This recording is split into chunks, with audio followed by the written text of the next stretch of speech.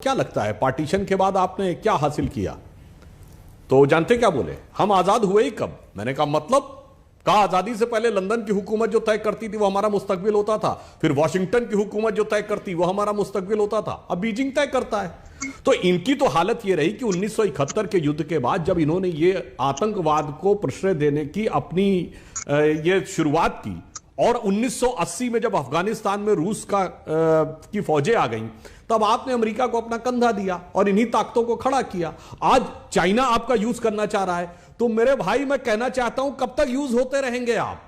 आपको असली आजादी कभी मिली ही नहीं और आपने बाहर से किसी से लड़ाई लड़के जीती ही नहीं, केवल अपने लोगों के ऊपर करते रहे, कभी ईस्ट पाकिस्तान के बंगालियों के ऊपर, कभी बलूचियों के ऊपर, तो कभी पख्तूनों के ऊपर, तो कभी सिंधियों के ऊपर, कभी मुहाजिरों के ऊपर। तो आपको यह सोचना होगा कि आज जिस मुकाम पे आज आप आके खड़े हो गए। और अंत में एक बात कह दूं, यह बात हम नहीं कह रहे हैं, जैसे मोरा आलम जी ने कहा कि हम लोग इस तरह की बात करें। जनरल मुशर्रफ ने अपनी किताब में लिखा, वो आपके प्रेसिडेंट रहे, कि हमारी बहुत बड़ी गलती थी जब हमने उस समय अपनी धरती का यूज होने दिया 1980s में। अब इसके बाद क्या कहने को रह जाता है?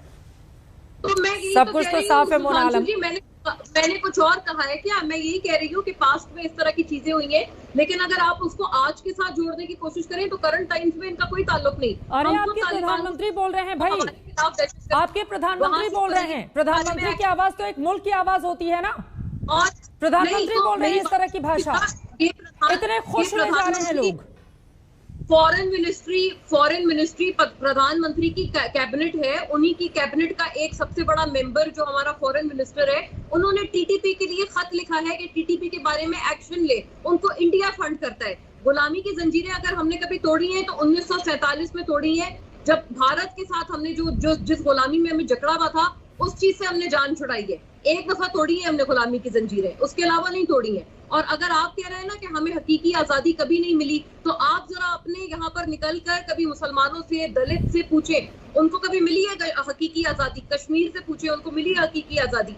ये देखिए, अगर इस तरह से आप हमारे ऊपर बात करेंगे तो मैं भी आप पे बहुत सारी कर सकती हूँ। तो मैं सिर्फ टॉपिक पे स्टिक करना चाहती हूँ। तो जवाब भी सुन लीजिए सुधांशु त्रिवेदी जी, वो आपको कश्मीर याद दिला रही हैं और देश के भीतर भी बहुत। जवाब सुन लीजिए ना मोना आलम, अब सवाल खड़े कर दिए।